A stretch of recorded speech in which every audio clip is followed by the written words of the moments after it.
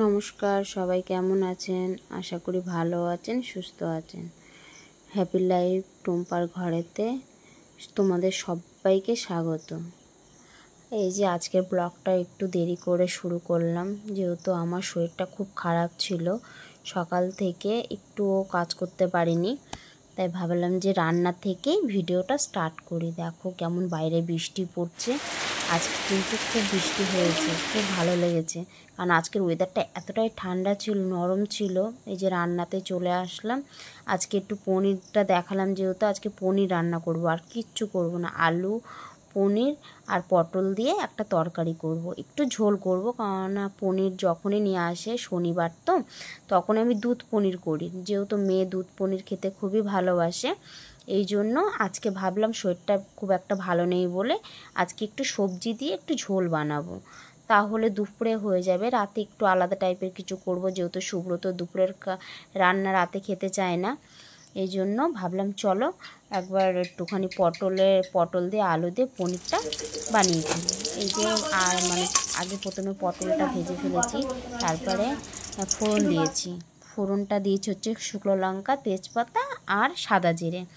ফোড়নটা দিয়ে নিয়েছি, দিয়ে তারপরে আলুটা দিয়েছি, দিয়ে আলুটা আগে ভাজা ভাজা করেছি, কারণ আলুটা একটু বড় করে কেটেছি তো, এই জন্য আলুটা আগের থেকে একটু ভেজে নিচ্ছি অল্প আছে। ভাজলে আলুটা গলে যায়, তাহলে একটু তাড়াতাড়ি সুবিধা হয়, যেহেতু পনির তো হালকা করে ভেজে রেখে দিতে হয়, পনির বেশি ভাজলে শক্ত হয়ে যায়। আলুটা দেখো আমার ভাজা ভাজা অনেকটাই হয়ে গেছে, একটু কম আঁচেতেই যেহেতু ভাজছি, কারণ আলুটা যদি একটু তাড়াতাড়ি নরম হয়ে যায় তাহলে আমার কষাতেও বেশি টাইম লাগবে না, পুরোটাই গলে যাবে। এবার দিয়ে দিচ্ছি একটু মশলা, কারণ এর মধ্যে একটু আদা দিয়েছি, জিরে দিয়েছি, আর হচ্ছে ধনে গুঁড়ো দিয়েছি, হলুদ দিয়েছি, শুকনো লঙ্কা গুঁড়ো দিয়েছি। শুকনো লঙ্কার গুঁড়ো মানে রেড চিলিটা দিয়েছি, যেহেতু আমরা কাঁচা লঙ্কা খাই, ঝাল আমরা কাঁচা লঙ্কাটাই খাই। দিয়ে ভালো করে কষিয়ে নিয়ে পনির আর পটলটা যেহেতু ভেজে রেখে দিয়েছিলাম সেটা দিয়ে দিয়েছি, কারণ ওটা দিয়ে একটু হালকা করে নাড়াচ্ছি, কারণ পনিরটা না হালকা করে ভেজেছি তো, যেহেতু এই জন্য পনিরটা ভেঙে যাচ্ছে। আর খুব ছোট ছোট করে পনিরটা কেটেছি, কারণ আমার মেয়ে ভাজা করে রাখলে মানে পনিরটা ভেজে রাখলে তার মধ্যে থেকে অর্ধেক ওই খেয়ে নেয়, তাই করেছে, খেয়ে নিয়েছে। আর দেখো কইটুখানি পনির হয়ে গেছে। এবার যেহেতু ঝোলটা ফুটে গেছে, একবার ঝোলটা ফুটিয়ে গিয়ে ওর মধ্যে একটু চিনি ছড়িয়ে দিলাম, না হলে ভালো লাগবে না। এবার পুরোপুরি পনিরটা রান্না হয়ে গেছে। দেখো পনির করেছি আর ভাত করেছি, আর কিছু করিনি, কারণ বললামই যেহেতু এক তরকারি ভাত করবো আর রাত্রে অন্য কিছু করব। শনিবারের দিন একটু গরম গরম কিছু হলে ভালো হয়। পাঁপড়গুলো অনেক দিন আগে নিয়ে এসেছিলো সুব্রত, এবার ভাজা হয়নি। ভাবলাম ও আজকে একটু বিকালে বাড়িতে চলে এসছে ডিউটি থেকে, তাহলে একটু পাঁপড়গুলো ভেজে ওকে একটু চা আর পাঁপড় দিতে পারবো। আমি আবার বিকেলবেলা বাসন টাসন গোছাতে পাঁপড়গুলোও ভেজে ফেলেছি, কারণ পাঁপড়গুলো একটু ভাজলাম, অনেক দিন পরে নিয়ে এসছে, অনেক দিন পরে খাবো ভাবলাম পাঁপড়টা ভেজে নিই। পাঁপড়টা দেখো ভেজে নিলাম। আর এই পাঁপড়গুলো খেতে যে এত সুন্দর লাগে তোমাদেরকে বলে বোঝাতে পারবো না, অবশ্য একদিন খেয়ে দেখবে। আর এই পাঁপড়গুলো ব্যাট পাঁপড়, তারপরে হচ্ছে লাভ পাঁপড়, দেখবে এই পাঁপড়গুলো খুব সুন্দর খেতে, আর চায়ের সাথে সেই লাগে খেতে, এত মচমচে না। সুব্রতকেও একটুখানি প্লেটে করে তুলে দিচ্ছি, যেহেতু সবাইকে তো ভাগ করে দেবো। গুবলুটাও রয়েছে, গুবলু তো দেখেইনি পাঁপড় ভেজেছি, ও খুব ভালোবাসে এই পাঁপড় খেতে। আসলেই একদম মিমি পাঁপড় দাও, এই যে সুব্রতকে দিয়ে দিলাম। সুব্রতকে বললাম তুমি এটা খাও, পরে চা করছি, এখন আর চাটা করবো না, সঙ্গে থাকো। আজকে সকাল থেকে তোমাদের সামনে আসতে পারিনি, শরীরটা খুব খারাপ ছিল, এই জন্য সন্ধেবেলা সব মাসের বাজারগুলো ঢেলেছি। ভাবলাম চলো তোমাদেরকে একবার দেখিয়ে দিই, চলো দেখো।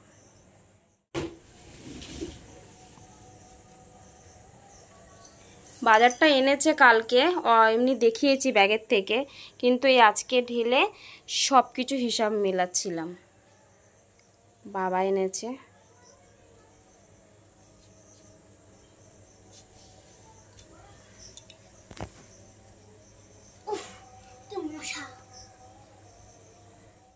তারপরে এই যে সন্ধ্যেবেলা পাঁপড় ভাজতে দাদাটা চলে এসেছে, দাদার কাছ থেকে একটু নেল পালিশ নিলাম, পাউডার নিলাম, একটা হেয়ার ব্যান্ড নিলাম। তারপরে চা করতে চলে এসেছি, মেয়ের জন্য একটু দুধ গরম করতে বসিয়েছি, আর আমাদের চা হয়ে গেছে। এই যে চা নিয়ে চলে এসেছি, সুব্রতকে বললাম যে একটু চা করে, তা বললো হ্যাঁ করো। তাই চা আর পাঁপড়, আর যে বাড়িতে আসলে সব কিছু খুলে রেখে দেয়, ব্যাগটা আবার সরিয়ে রেখে দিলাম। এই যে চা আর পাঁপড় ভাজা। তারপরে সুব্রত ডিউটিতে যাবে আবার, এই জন্য ওদেরকে একটু কমপ্লান বানিয়ে দিলাম 3 জনাকে। এই যে গুবলু, এই যে হাজবেন্ড, আর এই যে আমাদের মনা। আমি তো দেখো দেখে দাও, পড়তে যায় না, পড়তে যায় না, ওকে বকো তো, আর তোমরা কমেন্ট করে জানাও পড়তে যায় না। এ দেখো খেতে দিয়েছি, এগুলো খেলে তো মানে শক্তি না মাথায় থাকে। এই দেখো কি অবস্থা। কি খাবো বাবু, কি খাবো, কি আনবে বলে দাও, দেখো আনবো বলো। এ কি আনবে পাপাকে বলে দে, পাপাকে বলে দে কি আনবে। এ না, এ পাপা খেয়ে নিল, এ খেয়ে নিল, এ খেয়ে নিল, পাপা খেয়ে নিল, এটা খেয়ে নিল পাপা। ওই দেখ পাপা দেখ কি করছে, ওই দেখ। হ্যাঁ, খাবার বানাতে চলে আসলাম, যেহেতু আজকে ডালিয়া বানাবো।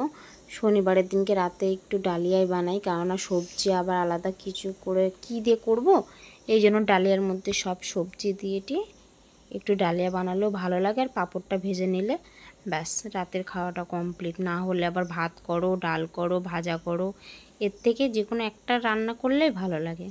ডালিয়াটা আগে একটুখানি, ডালিয়া আর ডালটা হচ্ছে আগের থেকে ভিজিয়ে রেখেছিলাম, আর সব সবজি ফোড়ন দিয়ে আদা, তারপরে হচ্ছে আদা দিয়েছি, একটু ধনে গুঁড়ো, একটু জিরের গুঁড়ো, গোটা জিরে সব ফোড়ন দিয়ে ভালো করে কষিয়ে নিয়েছি।